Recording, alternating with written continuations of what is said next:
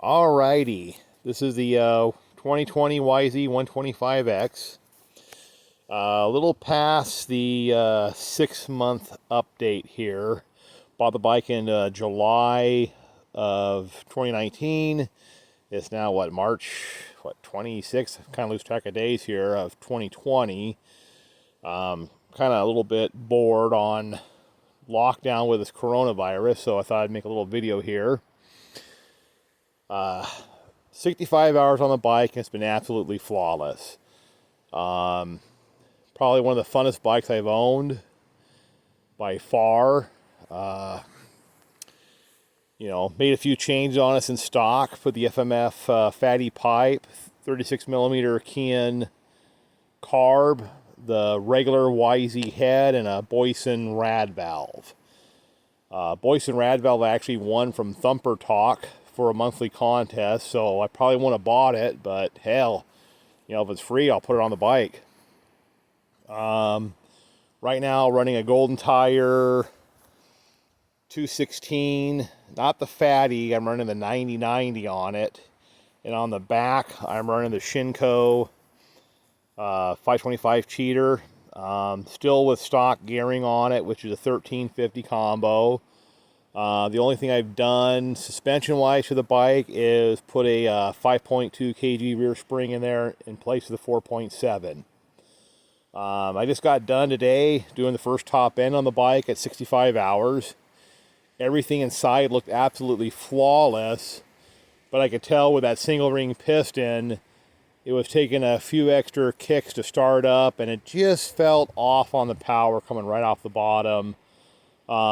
With the new top end in there now, definitely gave it back that loft edge on the bottom end power that was missing. Very subtle, but if you're down a quarter horsepower, a half horsepower on one of these bikes, you definitely notice it.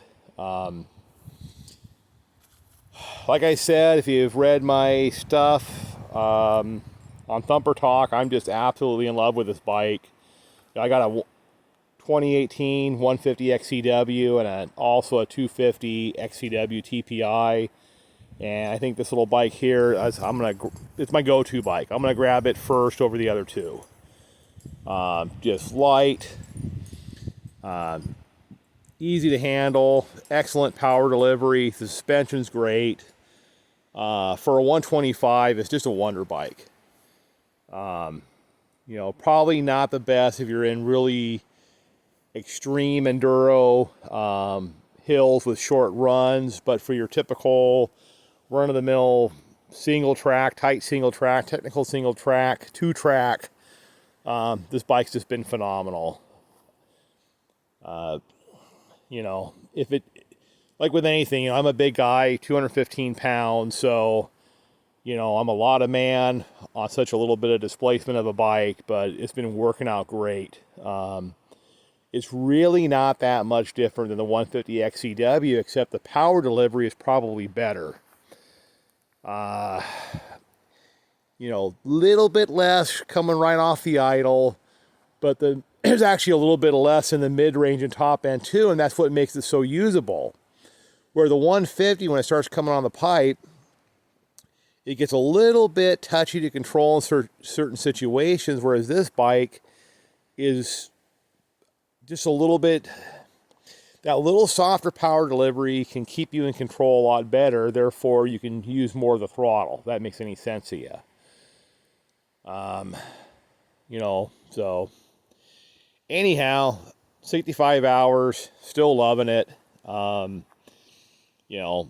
Probably the best bang for the buck bike out there. It's cheap enough that it gives you a little bit of money. You can play with some stuff. The Mikuni carburetor that came on it actually didn't perform that bad.